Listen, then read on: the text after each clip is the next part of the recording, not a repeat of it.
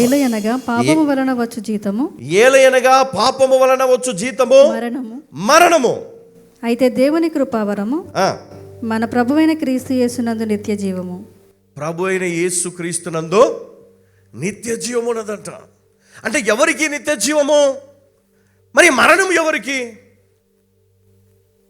రెండు మార్గాలు అన్నాడు. అందుకే పరిశుద్ధ గ్రంథములో ఒక చక్కటి మరి ఉదాహరణ ఉన్నది. ఇక్కడ లూకాసు సువార్త 16వ అధ్యాయము 20 నుండి కొన్ని వచనాలు మనం ఇక్కడ ఆలోచన చేయాలని నేను తలస్తా ఉన్నాను. లూకాసు సువార్త 16వ అధ్యాయము 20 నుండి. లాజరు అను ఒక దరిద్రుడు ఉండెను. వాడు కురుపులతో నిండిన వాడై ధనవంతుని ఇంటి వాకిట పడి ఉండెను. అతని బల్ల మీద నుండి పడు రొట్టె ముక్కలతో ఆకలి తీర్చుకొని కోరెను. అంతేకాక కుక్కలు వచ్చి వాని కురుపులు నాకెను. ఆ దరిద్రుడు చనిపోయి దేవదూతల చేత, ఇక్కడ మీరు అండర్లైన్ చేసుకోండి, ఆ దరిద్రుడు చనిపోయి దేవదూతల చేత అబ్రహాము రొమ్మున ఆనుకొనుటకు కొనిపోబడెను. హల్లెలూయా. ఎక్కడంట? అబ్రహాము ఛాతి రొమ్మున ఆనుకొని ఉండుటకు కొనిపోబడెను. ఇక్కడ ధనవంతుడు మరియు ఒక దరిద్రుడు అంటే బీదవాడు ఇద్దరు ఉన్నారు ఇక్కడ. ఈ ధనవంతుడు చాలా గర్వంతో దేవునికి దూరంగా ఉంటూ, ఇతని జీవితం వేరే. ప్రాణమా తినుము త్రాగుము సుఖించు అన్నట్టే ఉంది నా బ్రతుకు. కానీ ఇంకొక వ్యక్తి ఉన్నాడు. ఆయన పేరేంటండి? లాజరు అని రాయబడి ఉంది. ధనవంతుని పేరు ఉందా అక్కడ? అంటే ఒక దరిద్రుని పేరు ఇక్కడ జ్ఞాపకం చేసుకోవడానికి రాయబడి ఉంది, కానీ ధనవంతుని పేరు అక్కడ లేదు. చూడండి, పరిస్థితులు మారిపోతాయి. ఒకవేళ నువ్వు చనిపోతే, నీవు గనక పరలోకానికి వెళ్తే లేదా నరకానికి వెళ్తే నీ పరిస్థితులన్నీ మారిపోతాయి. ఇక్కడ చూడండి, ఇక్కడ లాజరు దేవదూతల చేత కొనిపోబడి ఎక్కడికి? అబ్రహాము రొమ్మున ఆనుకొనుటకు. అబ్రహాం ఎక్కడుంటాడు? చూడండి, యేసుక్రీస్తు చనిపోయే ముందు, అంటే ఆ శిలువ పైన చనిపోవడానికి ముందు ఇద్దరు దొంగలు ఉంటారు అక్కడ. అటు ఎడమవైపు కుడివైపున ఒకరు. ఒక దొంగ అంటాడు, అయ్యా నీ రాజ్యములో నన్ను జ్ఞాపకం చేసుకో అంటాడు. అన్నాడా? నీ రాజ్యము వచ్చినప్పుడు నన్ను జ్ఞాపకం చేసుకో అన్నాడు. యేసుక్రీస్తు ఏమని సమాధానం ఇచ్చాడు? నిశ్చయముగా నేడు నీవు నాతో కూడా పరదేశులో. హల్లెలూయా. ఏంటంట?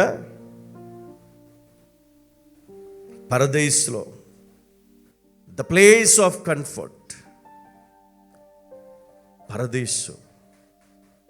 ఈ అబ్రహాం ఎక్కడున్నాడు ఇప్పుడు? చెప్పాలి, ఎక్కడున్నాడు? యేసుక్రీస్తు సిలువలో ఆయన ప్రాణం విడిచిన తర్వాత ఆయన వెళ్ళిన ప్లేసే పరదేశు. హల్లెలూయా, హల్లెలూయా.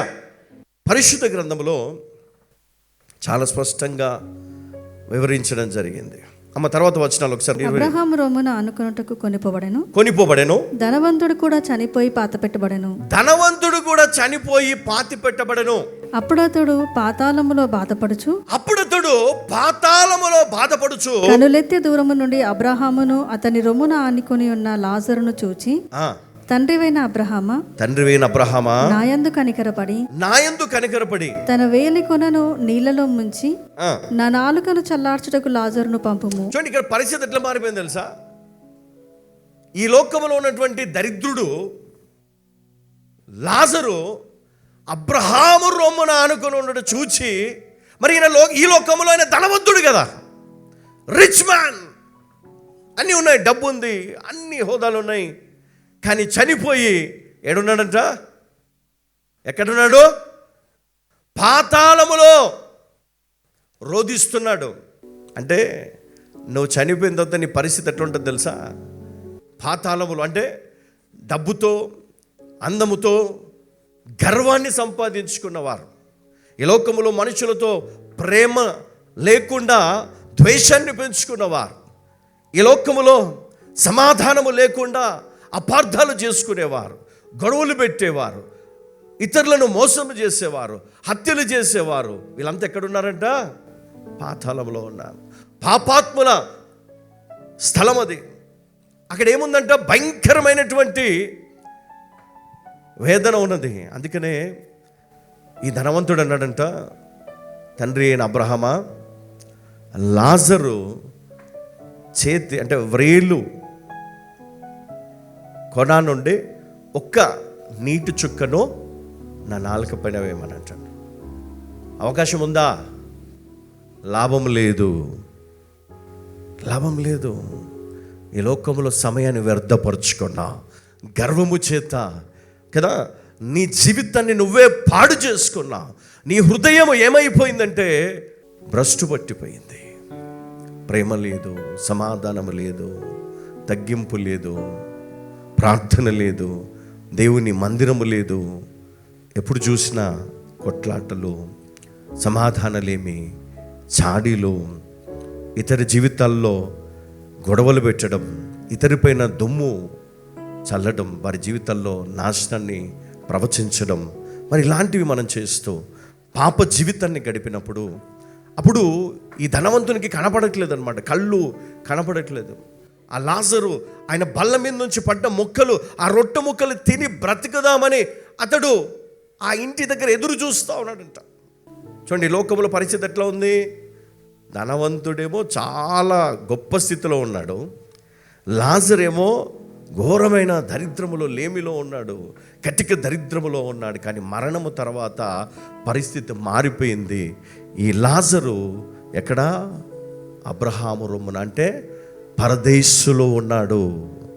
హల్లెలూయా! పరదేశులో ఉన్నాడు.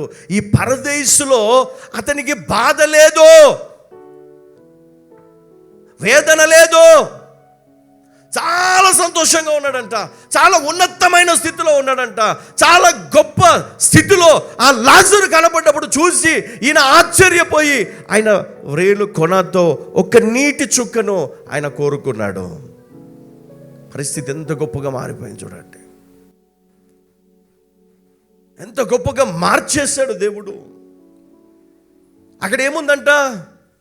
అక్కడ ఈ పరదేశులో మరి అబ్రహాము రొమ్ము అనగా ఏమని రాయబడింది? The place of comfort. చాలా ప్రశాంతమైన, అనుకూలమైనటువంటి, ఆశీర్వాదకరమైనటువంటి స్థలం అది. ఈ లోకములో నువ్వు వ్యాధితో మరణించావేమో, అక్కడ నీకు వ్యాధి లేదు. ఈ లోకములో నీవు యుద్ధంలో మరణించావేమో, ఎన్నో గాయాలు ఉన్నాయో, అక్కడ నీకు గాయాలు లేవు. ఈ లోకములో నువ్వు దుఃఖముతో, బాధలతో ఏడుస్తూ మరణించావు, నువ్వు అక్కడ నీకు ఆ బాధ లేదు. ఆ పరదేశంలో ఘనత, అక్కడ దేవుని ఆరాధిస్తూ ఉన్నారు, అందరూ దేవుని గణపరుస్తూ ఉన్నారు. అక్కడ గొప్ప ఆరాధన జరుగుతూ ఉన్నది, గొప్ప ఆరాధన జరుగుతూ ఉన్నది పరదేశంలో. అక్కడ ఎవరుంటారో తెలుసా? ఈ లోకములో రక్షణ పొందిన వారు మరణించిన తర్వాత వారి ఆత్మలు పరదేశంలో ఉంటాయి. హల్లెలూయా!